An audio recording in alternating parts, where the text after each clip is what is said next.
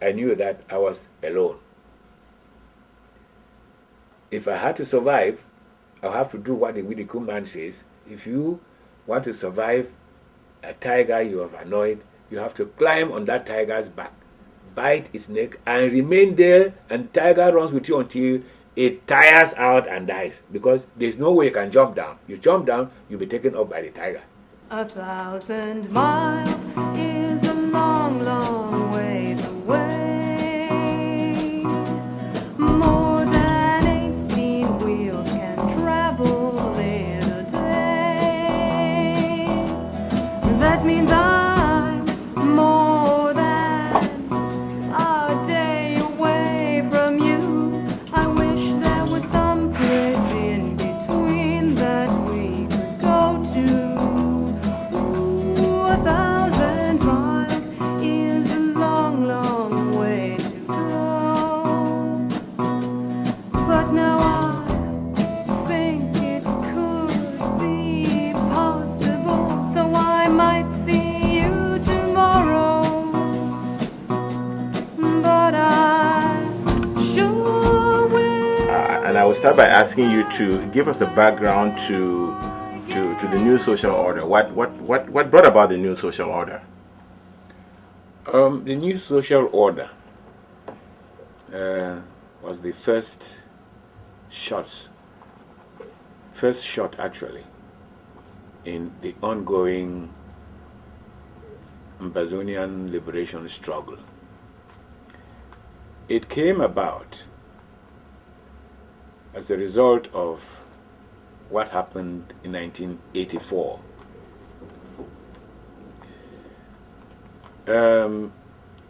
There had been riots in Bamenda and in Ambazonian area, pro-independent riots.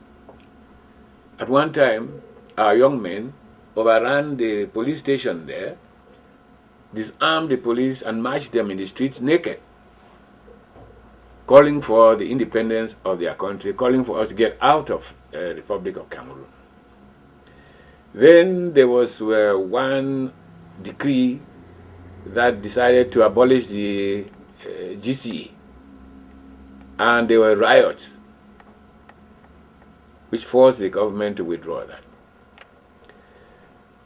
For some time, these things are resentment against the legal occupation of our country by La République de Cameroon. You mean illegal? Illegal, yes. Okay. The illegal occupation of our country by La République de Cameroon. It has been simmering over the years. Our elders swallowed the outrage upon us, but the young men were no longer prepared to tolerate it. It's just like in South Africa. Centuries, the white man has imposed apartheid there. The elders just accepted it. Okay. But it was a younger element. The Mandelas, the Oliver Tambo and the others will say, no, we won't accept it, we must overthrow this. So these our young men were angry about the fact that their country was sovereign and independent. Now, they are being ruled by governors appointed by decree of Yaoundé. So, these rioting kept going on. And, you see, God has a mysterious way of getting one to do his will. Paul Biya and his clique felt that the best way of ending this rioting was to wipe out any trace that there ever were another country other than Cameroon Republic. So they enacted law number 84/01 of the United Republic of Cameroon. That law, the effect of it was not what they intended. They wanted to wipe out the history of Ambazonia. Okay. But, as he said, God has a mysterious way. God had decided that this was opportunity to reinvent, to revitalize, to bring back Ambazonia. And he got these people to pass a law thinking that they were wiping it away, only to find out that the black and white of interpreting that law means the United Republic of Cameroon is extinct, and it means the union of the two countries that formed United Republic of Cameroon has been dissolved, and once that union is dissolved, the two countries that formed it become free. And that is why La République de Cameroon, which was no longer existing, came back into force. Ipso jure, automatically, without any need for anybody saying anything, the British Southern Cameroon came back into force with its constitution. How did the two countries come together, by the way? The two countries came together by a fraud of the British.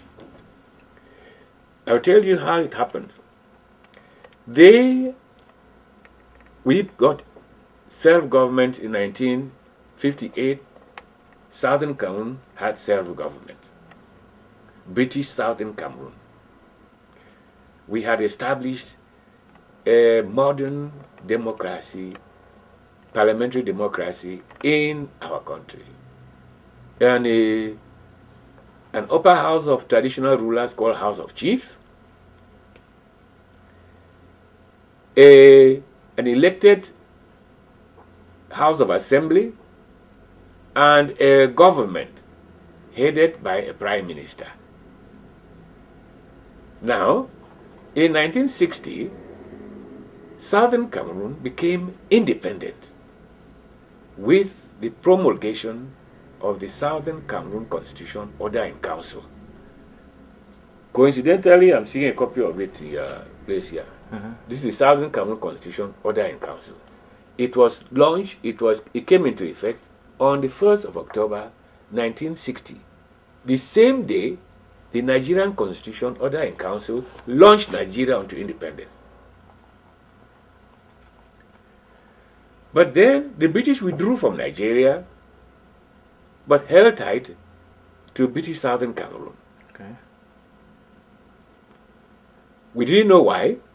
It's only 30 years after. From the archives, the classified documents that were now declassified, that I found from British archives, that the reason is clearly stated there, that independence for this Southern Cameroon will put Southern Cameroon in a position to build international relationship and diplomatic ties with other countries, including Ghana under Nkrumah and the Soviets. With Nkrumah, Nkrumah had set up what the Macmillan called a wind of change, which was blowing through Africa, inciting Africans to get up and to rise against colonialism. Lumumba, Mugabe, Mandela, all these people went to Ghana, got baptism of liberation, and went home and swore to die. Now, Ghana at that time was the home of the UPC, who had been banned from Cameroon. And UPC had been an ally with KNDP, which was the ruling party of Ambazonia at the time of 1960. So there was this rapport built between Ghana and our country, and the British saw it that this was going to be easy for Nkrumah to influence our country to adopt the anti-imperialist stance which Nkrumah had taken up. Who were the UPCs? What? UPC was Union de Population de Cameroun. These were Francophones. These were people from La République de Cameroun who were fighting to overthrow Ahidjo. In fact, they started fighting for independence of their country. You see, there are people who keep saying that UPC wanted unification. If they wanted unification, they wouldn't be talking UPC. It would have been UPK. It's only parties from our side which were talking using K, because most of those parties. You mean K for Cameroon? Cameroon, with Cameroon, that is the German, which meant the whole place. Now, these people who were motivating this K were the refugees from French Cameroon who had run away from Jokmasi forced labor and came and settled in our country. Now, these people felt that if the two countries were united, their ancestral homes and their now new adopted homes would be easy for them to go without any barriers. So, in fact, the first political party that was formed in Southern Cameroon was Cameroon United National Congress, CUNK, CONK. And the first president was RJK Dibonge, a Douala man. And this was in Southern Cameroon? In Southern Cameroon, a Douala man. That was about 1940-something, right? So it is these people who created this drive for unification because they want to go home without passing through checkpoints and custom exercise and things like that. Especially when they die, they want to carry the Bamileke man will say, no, make the go bury him for tongue. The man who has been born, educated, worked, and died old in our place, no one for tongue, they go take and go. Now, and they would have to show why they are crossing the border. Meaning that they wanted to be buried in their ancestral home. It's a normal thing. The African has a wonderful attachment to ancestral home. People in Bamenda and so on, if you die here today, your people are going to want to take you back to Bafoot. For no other reason, because there's where your spirit belongs, your body belongs with the ancestral gods. It's a normal thing. So, people are usually blaming these Francophones, and when they're blaming Francophones, I think they are stupid. It's a normal sentiment that they want their new homes, which they have now created in our country, to have no barrier between them and their ancestral homes. Some of them don't even know their villages at all. They don't even know where to go. But it is inside the psyche that they come from somewhere. Just like the Jew here believes that he comes from Israel. It's absolutely normal. The unfortunate thing is that when we are talking about bringing things to normality, they look at it as a matter of that it's creating, for them, the unity between our country and their ancestral home must be that of Jonas and the whale. They must swallow us. We say no. We created this unity of two sovereign states interacting freely with the other.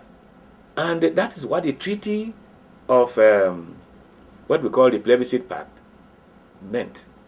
That was signed on 16th of December 1960 between the government of Buea and the government of Yaoundé, proposing that these two countries would form a confederacy, if you like, you may call it Cameroon Ambazonian Confederacy of Independent Nations. We call it the CACIN, CACIN. Right? That thing was signed, and it set up, all it said was, just like the European Union, they are independent states, but they pursue common policies in certain areas. So it was decided that these two countries, Cameroon and Ambazonia, will pursue common policies in 8 matters.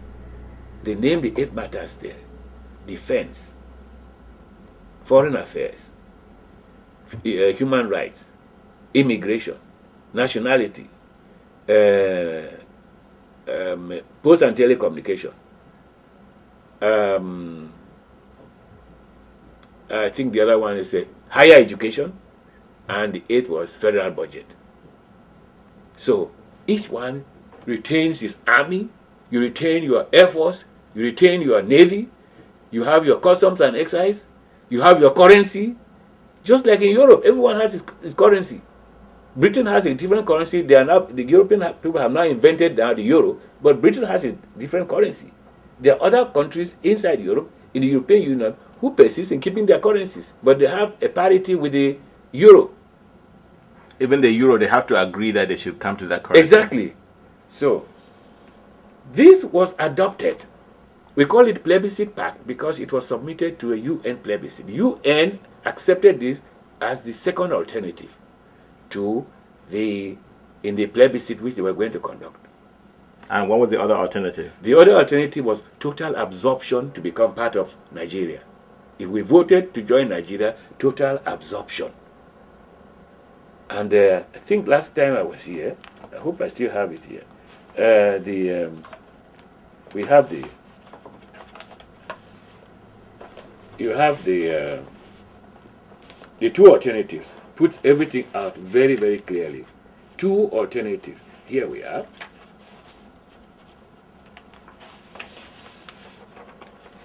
This is the two alternatives. This is the two alternatives. Now, look at what we were to lose if we went to Nigeria. Look at what we were to lose if we went to Nigeria. If we join Nigeria,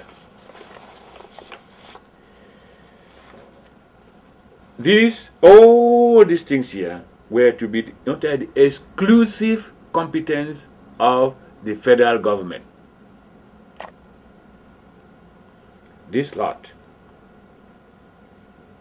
currency, aviation, I pick only a few, external trade,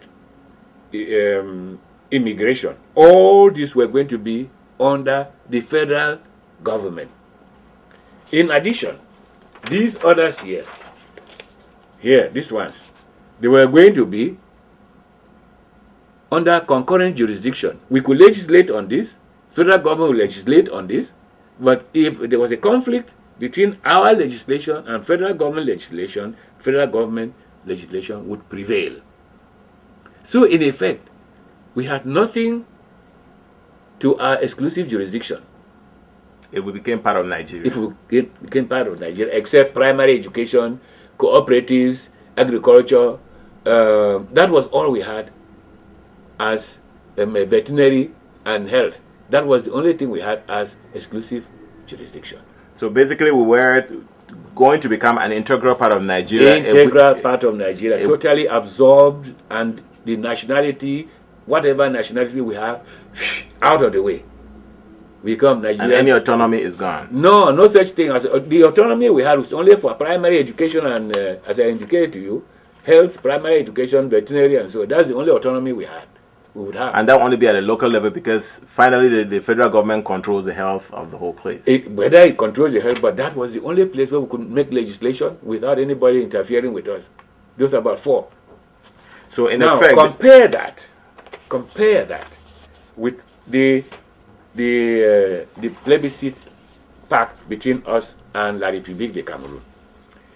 There were 8 matters here, only, which were for federal and regional and state competence, concurrent jurisdiction. There is nothing here that says that federal government has any exclusive jurisdiction at all. On the contrary, it is clearly stated that in non-federal matters, the states preserve exclusive competence. It's written there.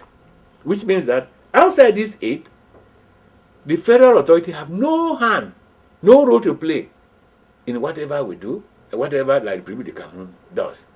But in these 8 matters, the laws Yaoundé passes, the laws Buea passes, are subject to modification, harmonization, so that, for example, immigration should be harmonized, human rights should be harmonized, legislation on nationality should be harmonized. Those are the things. Post and telecommunication legislation should be harmonized. That is the meaning of what we voted. Now, so it was submitted to the United Nations adopted this and made it the second alternative in the plebiscite. The plebiscite came, and to tell you the truth, the British saw this was a fantastic coup d'etat staged by Foncha over the heads of the British. Because now there is something we can relate to as the terms of joining La République de Cameroon. There has been all this wild lie peddled by La République de Cameroon that we voted to become part of La République de Cameroon. What you have seen now tells you that it was a gigantic lie, and it continues to be a gigantic lie. So let me show you I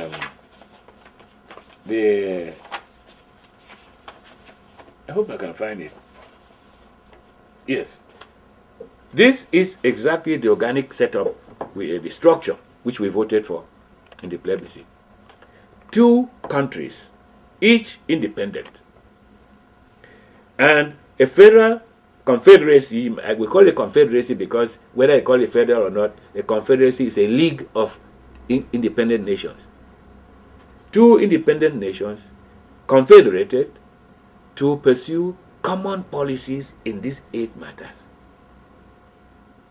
So when somebody tells me that we voted, Ambazonian voted to become part of the République de Cameroon, tell that person he is suffering from intellectual dishonesty of the deepest dye. I mean, how many people are aware of this document? I was never even aware of it till 1990. I didn't know there was anything like this. I didn't know there was even this. I stumbled across this only at the United Nations in 1990. By that time, we had written the new social order. So, the new social order was even basing itself on the fact that there was a Fumban agreement, whereas in fact there was no Fumban agreement.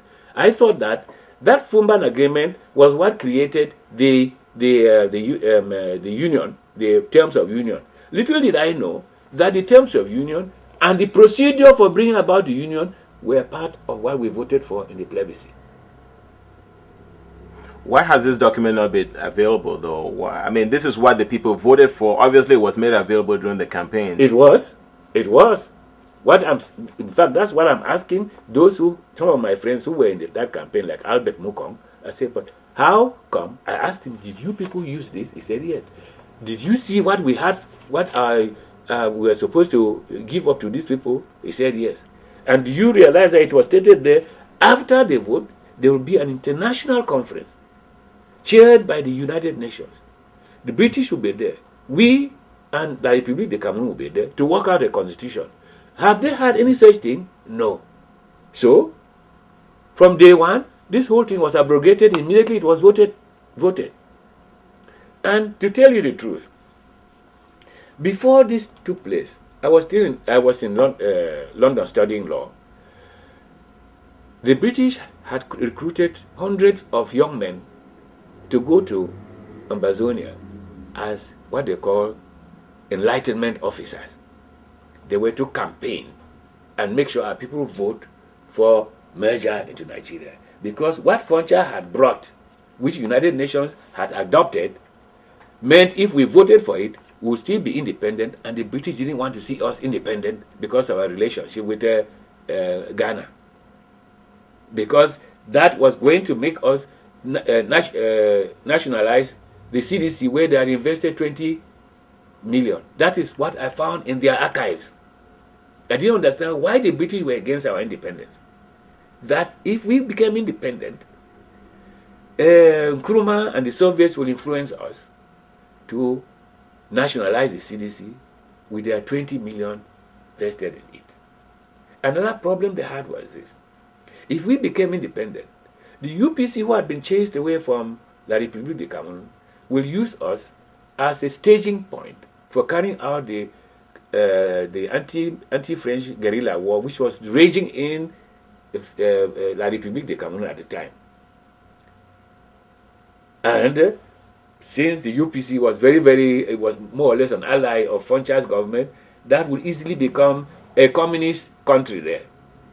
In the British document which say we now find ourselves with a small communist country just next to Nigeria, and it will have a terrible influence in Nigeria. Turning Nigeria into a communist state is going to be disastrous for the West. So the prevention of our independence became a must. So when they brought these so-called Enlightenment officers to Cameroon, they went around. They found that the campaign to vote against, to vote for against joining Nigeria was so strong that their strategy was, after the vote, they will carry the boxes and rig. But one Bakweri princess, Minerva Martin, the daughter of King Manga Williams, that was a firebrand. She was the heroine of our salvation, because she stormed the country from Limbe right through to Nkambe, woke up our women and told them that after the vote, no woman who is pregnant goes home. You stay here and surround these voting boxes to make sure that nobody touches them. Light a campfire. If anybody comes to touch it, take fire and burn the person.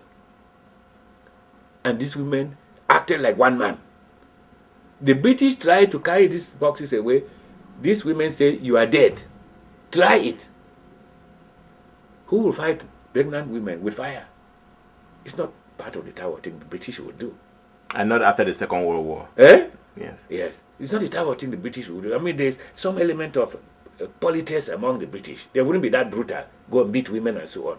So they found that, no, this is a no-go area. We are going to let these people alone. So the votes were counted, and it was a massive vote against joining Nigeria and retaining our independence. But Britain is so astute in the way they do their things. From the archives, I found that the British archives state that from now on, we shall pursue a policy which maximizes the United Nations role as a cover for our United Kingdom government strategy, but without permitting the United Nations to have any direct contact with our country. With Ambazonia. With Ambazonia. This was in black and white. So they got the United Nations to say, well, go and implement what the people have voted for, give it to them. Yes, we will do it. That's what the British said. But what did they do? Implementing that means this problem. They decided now to block implementation. How do you block implementation of that thing? They organized for the Franco-Cameroon Alliance troops based in Cameroon to march, to invade our country. Based in La République. In La République de Cameroon. To march into our country, Ambazonia, and got British troops to hand over our country to them, to subjugate, to annex it and subjugate it under La République de Cameroon. What did the government of Southern Cameroon say? The government of Southern Cameroon,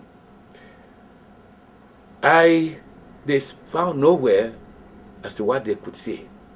First, Foncha himself, as I now got to know, was a Francophone refugee settled in our country. That apart, the leadership we had at the time, I can only say God had destined that we have to go into this slavery. Because it was in 1995 that Foncha, Muna, and the others carried a group of people to junket Britain and United Nations that they are looking for our independence. If Foncha had gone to the United Nations in 1961 and said, look, this is what we voted for, these people have occupied our country, what is happening? The United Nations would have told Cameroon to get out. You either comply to what is signed there as a method of bringing the two countries together, or you get out. And they would have pushed them out. But Foncha acquiesced. In fact, Foncha he was like our commander-in-chief. He was the one to organize our resistance. But what did he do? He defected. Our commander-in-chief defected and became the deputy commander-in-chief as vice president of Ahijo, deputy commander-in-chief of the forces which were illegally occupying our country. He was operating like Philippe Pétain, Marshal Pétain in Paris, who, when the Nazis took France, instead of leading the resistance against the Nazis, he became their man to rule France for them. I think you understand. Now, so the pattern is looking here exactly like the situation in which we are. It was a French refugee, Charles de Gaulle, who was in London, who then now proclaimed himself the president of Free France. And the international community recognized him. They were signing, all the alliance were signed between de Gaulle, the United States, and these people. It is de Gaulle's signature that now committed France. And I need to stress this because there are some people who say, in a revolution where you want to pray, you must go and have democratic election as to who should be the president of that country.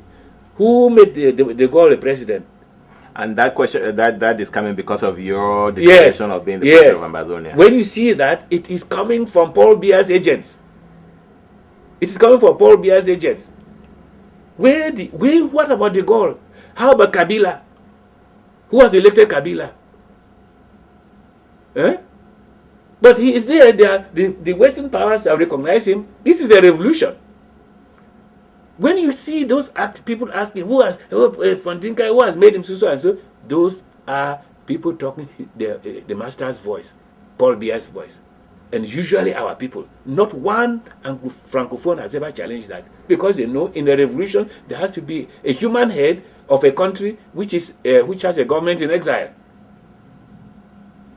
Now, so that was a diversion, but it was to bring about some of this rubbish where these saboteurs who are within us, these agents, agents provocateurs whom Paul Biya has paid to come and harass this movement, but they are failing every inch of the way because none of them has produced anything better. I want us to go. I'm going to take you back one step. Now, you were telling me about you asked me to tell how we came to this 1984. 1984. Yes. And you went back and you explained about the two alternatives and all that. But I want to take you back just one step before we come back and explain 1984. All right. Now, the UN trusteeship agreement does not call on a plebiscite. Mm-hmm. How did the people of Southern Cameroon suddenly find themselves with a plebiscite? They really shouldn't have been a plebiscite. Well, this was some of the maneuvers which the British were using. If there was no plebiscite, they would not have had opportunity to try to force us to get into Nigeria. They created the same situation in Togo, British Togoland. The trusteeship agreement says you lead the people to self-government or independence. But of course, there's that place there according to the wishes of the people. Now, that is a clash. They say they must get the people to demonstrate their wish. So, they ask United Nations, come and ask what is the wishes of the people. And our own, we provoked it ourselves. Because Dr. Ndeli, who led us out of Nigeria to come and create our own country, was tuned by his wife, who was a Nigerian, to make a U-turn and say, no, we should get back to Nigeria.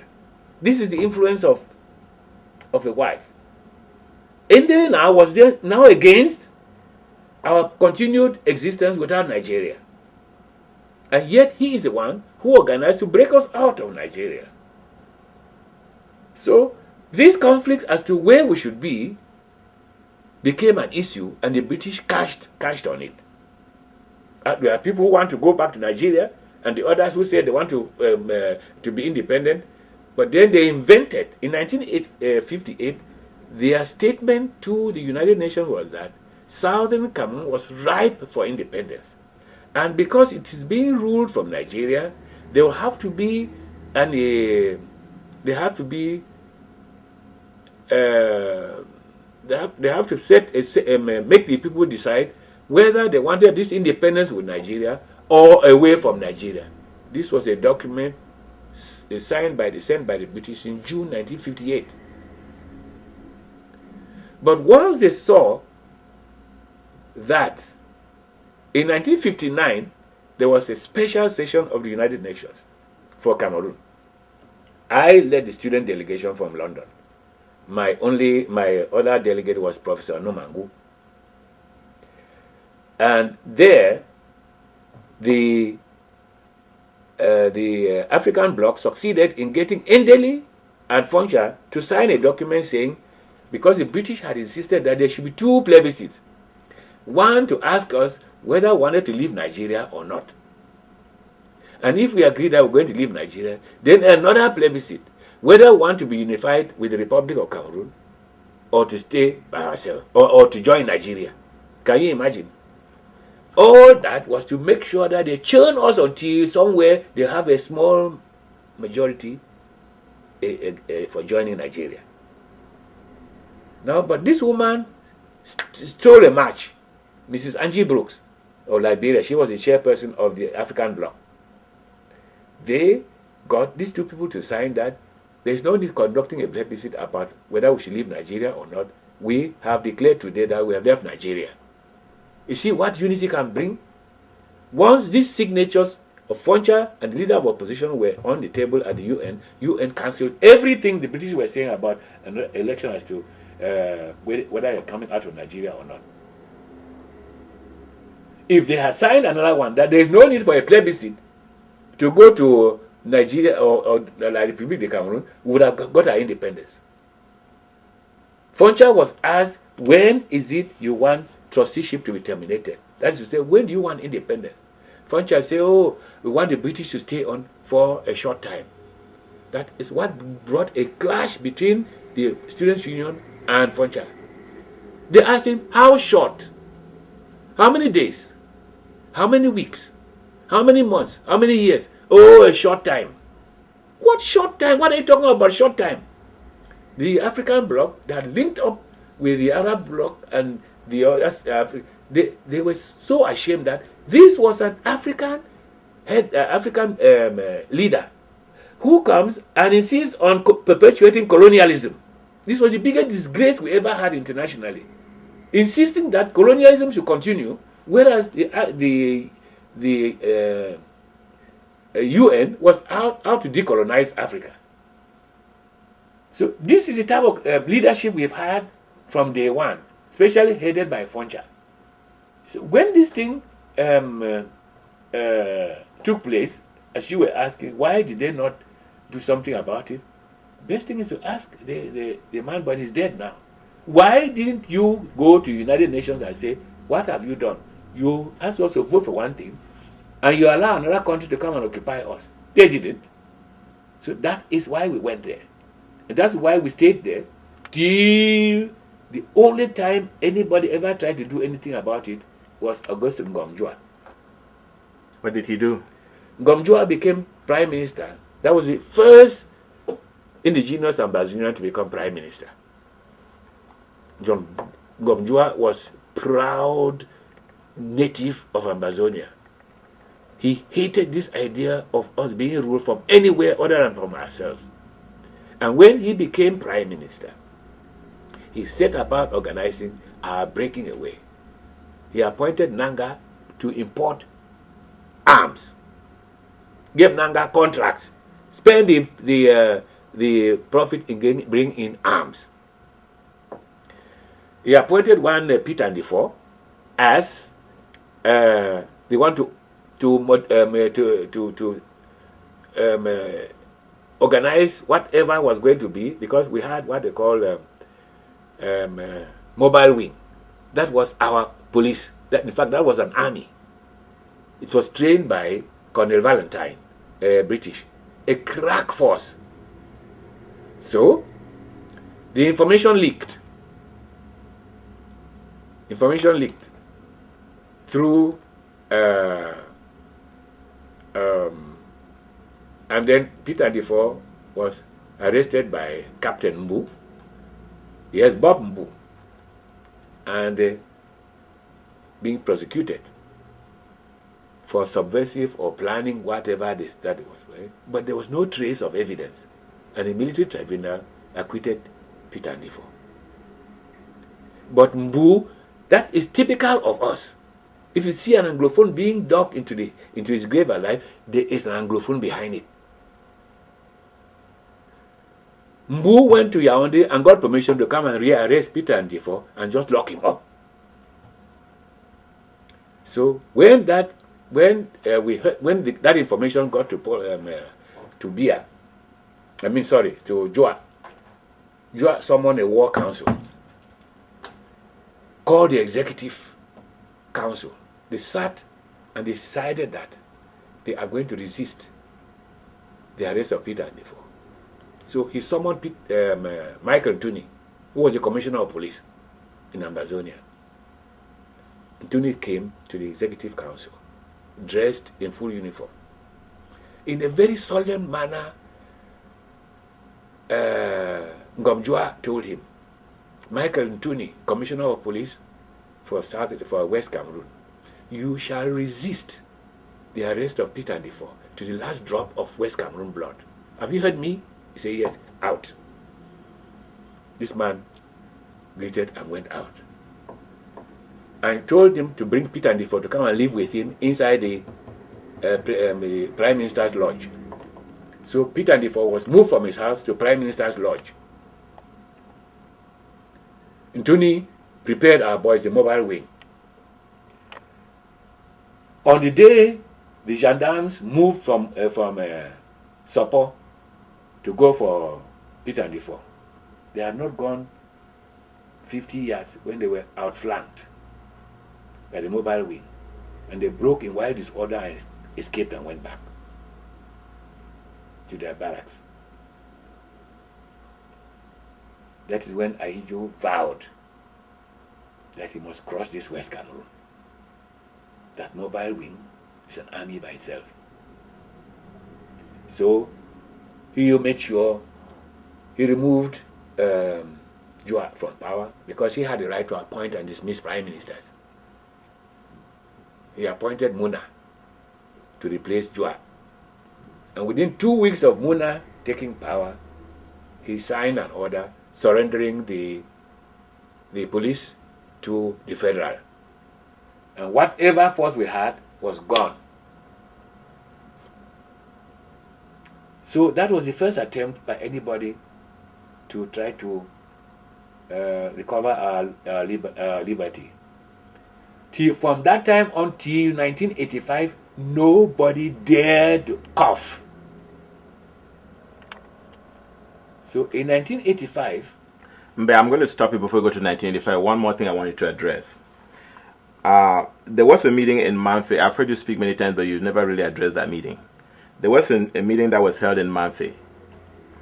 And in that meeting, the people of Southern Cameroon did definitely make it clear to the British that they did not want to be part of Nigeria or part of La Republique. Can you discuss that Manfe meeting? I don't know about that one. It was a Manfe conference. Yes, don't forget that. What I am saying, these are things I did for my research because I was a student in London. What was happening back home, I didn't know. I was reading law in London. Came back home only in 1964. So I don't know about that conference. Okay. Yes. That's the conference in which Achirimbi of Bafut said Nigeria is water and La Republique is fire. Fire. And, yes. It could be that, but that is not as important as the fact that they signed this the plebiscite. This plebiscite treaty. Okay. And Britain, it went through an international process which confirmed that we were to remain independent. What Achirimbi said, the other said, was neither here nor there. But once it became a legal document like this, that's where we stand. Okay. Let's go to 1985. Now, in 1985, 1985, as I said, these disruptions got Paul Biya and the others to pass what we call the Restoration Law. It restored la République de Cameroon. And I waited for our people to say, let's sing home again, when shall I see my home? To go back to Buya and re-establish our institution. Of course, nobody did, because at that time, I don't think anybody else saw what had happened. But for some reason, God showed me this: your country is free. Let your people know it's free. So, we had a group which was working to see how we could revive this country, the Ambazonian Restoration Council. Fon was our leader. So we sat down to put up a document that this CNU Congress in Bamenda, we should stage a coup right inside there, transform that Congress into a constitutional conference to bring back legality, because we have been illegal from 1st of October till today. Illegality from beginning to the end, lawlessness from beginning to the end, lies and falsehood. That's all that is there. Now, let me before you come, they said, so from 1961 to 1972 were federal. Yes. From 1972 to 84 were United Republic. United Republic of Ghana. Was that legal to you? Absolutely illegal from day one. Okay. But since now I cannot say it in hindsight that it was illegal. But I had thought the 1961 arrangement was something which came out of Fumbat. So when I went 72 came and they wiped it away, I read through the Constitution of the Federal Republic of Cameroon. Article 47 or 41 says how it can be modified. That federal constitution can only be modified by a majority vote of both countries, both states. Here, they just got up one morning and say, there's a plebiscite. The plebiscite is to transform the country from Federal Republic to United Republic. You mean referendum? I mean referendum, sorry. Referendum. Thank you for that. So, for me, that was not the way to revise that constitution. And that is where we based the new social order. It has been changed by a system which was outside that which is provided in the constitution. Therefore, it was unconstitutional. All right? But who cared? They had created the United Republic of Cameroon. And people went out, we. But it was rigged. Our people voted against it. A typical example is that in Bambili, CAS, there were two votes. One black, which says no. The other one white, which says yes. Yes. When they came to collect the vote from that area, it was all black votes. The white ones were all on the floor there.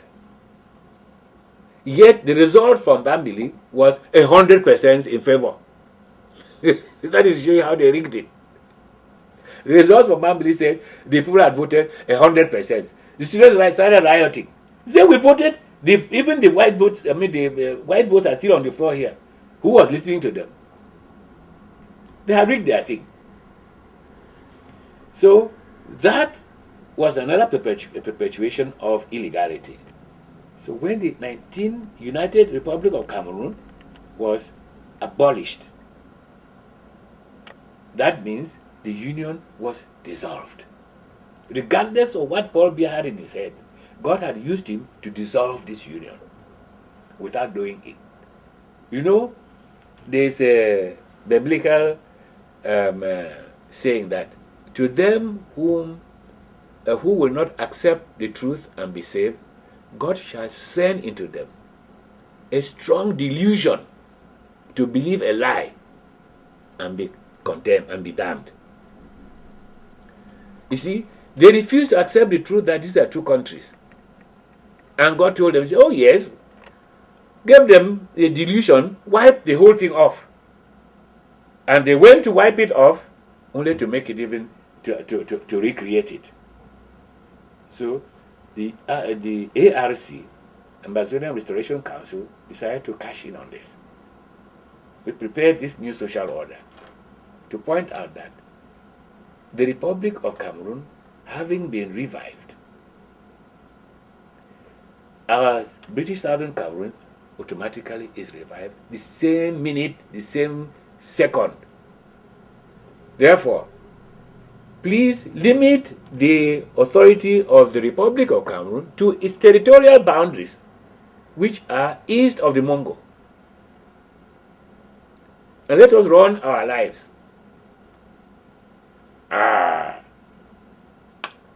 They didn't arrest me. We took it. We're going to do it. We're going to launch it in the Bamenda Congress. Unfortunately, we are suspected that they wouldn't let me go in because of the way it was very legalistic. Fondon said, no, let's be realistic. Much as I don't mind being the leader, this is a constitutional and legal fight. The person we should put forward as our leader should be a lawyer to carry out these things so that anywhere they ask him to explain, he can explain without having to do a reference. So, Dinka, you be our leader. That is how I came to be the spearhead of this. And that's why my signature appears on that thing. All right. So, but I had my own hunch that I would never be allowed in there. However, we prepared it so that Fondon can read it. And other people will pick it up from there. So before the Congress met on the 21st of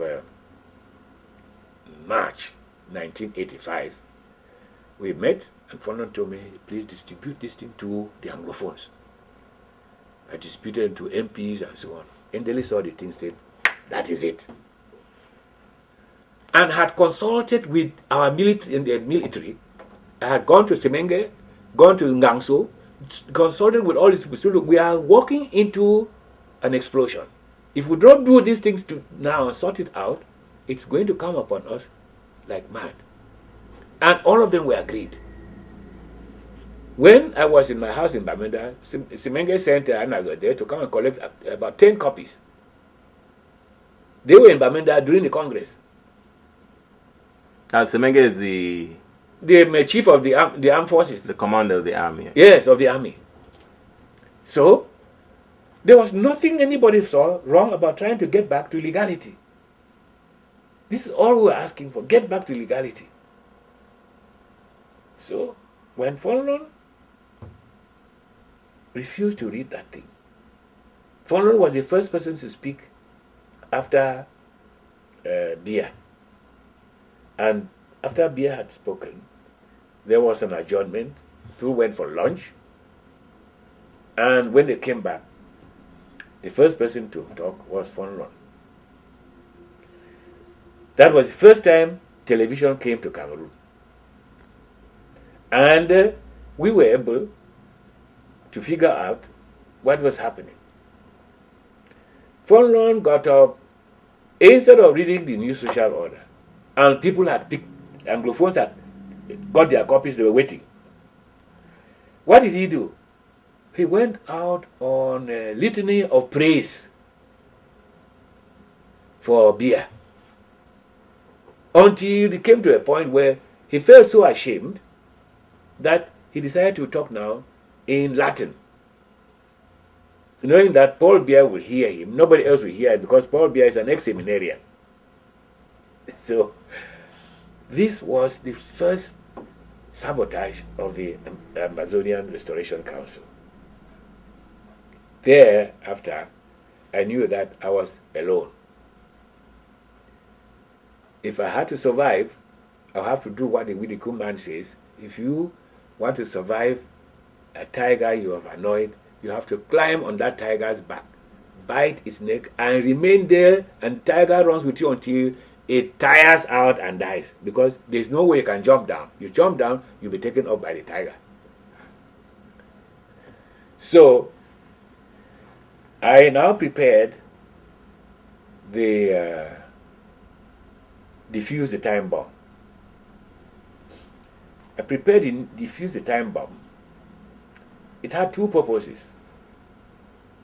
One purpose was to divide the armed forces and the gendarmes between Anglophones and Francophones. I told the Anglophones there's going to be a problem, and they will be asked to shoot their brothers. And they will find it difficult to shoot their brothers. They're going to turn around and shoot their colleagues in armed force in the uniform. The best thing is this thing be done quietly now. We get back to legality. Now I phoned Semenge. Say, look, please, I have a document for the État-Major, but I wouldn't want to deliver it to you except in the presence of the État-Major. What's the État-Major? That is the chiefs of staff, chiefs of army staff. Because if I give it to you, or you take it to them, they will say you and I worked it out together. They are always looking for how to accuse somebody and get him out of his job and how to take the rivalry between them. So please convene your État-Major, and I will come there and deliver this document there. If you would like me to sit down there and explain it to you, I will explain it. But if you don't want, but let it be delivered there and then. Semenge told me he was going to London with the president. When he comes back, he will let me know. I said, all right. I myself had planned to go to London to see my son there. So I went to London. He too went to London. When I came back from London, we held a little meeting in Dr. Yongbang's place to plan how we are going to react to this defuse the time bomb. Little did I realize that the copy I left with Yongbang was now in the hands of the authorities. He gave it to them? Well, it was in his hands, but it's now in the hands of the authorities.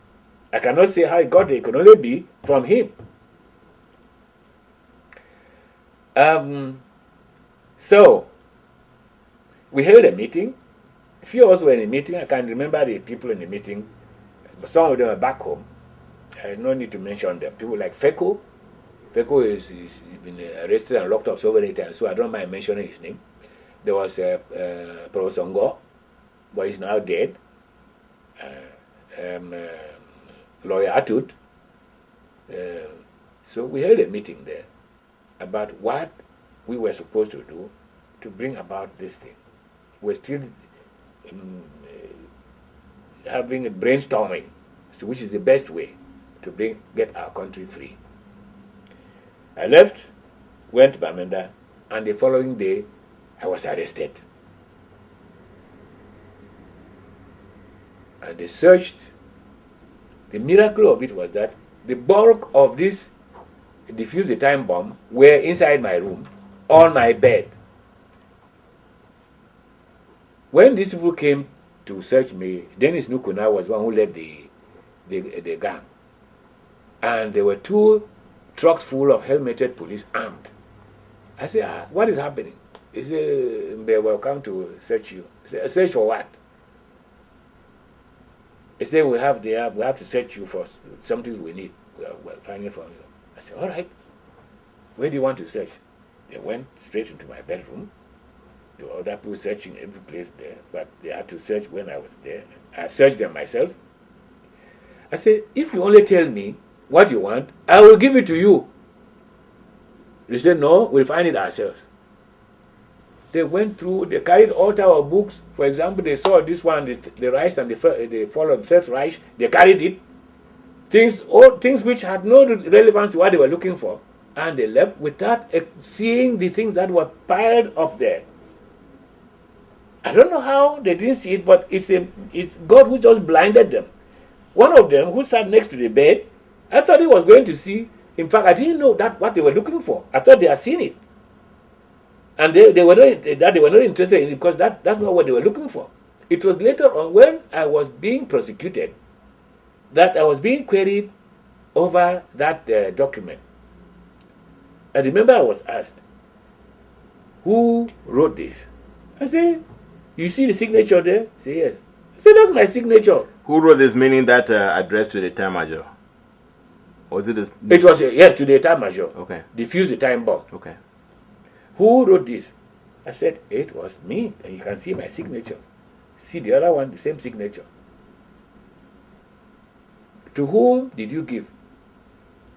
I said, seriously speaking, I had not yet distributed it.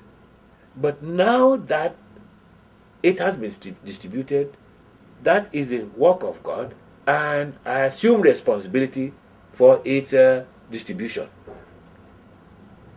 The Anglophones and the panel were so furious. Why should you accept that you publicize this thing, whereas in fact they knew that they didn't get a copy from me? Why should you accept that you publicize this thing? You know what can happen to you. I say, nothing is going to happen to me which has not been preordained by God. Zero. These fellows were frightened. So, that's when I realized this defuse the time bomb was the problem. Then I told my driver, I said, all right, go and carry the other ones which are in the house and keep them safe for me somewhere. Because they couldn't find it. There was no need my going to go because I was being prosecuted for it anyway. So there's no problem. So that is what happened. And then when I was in prison, in that jail, I decided to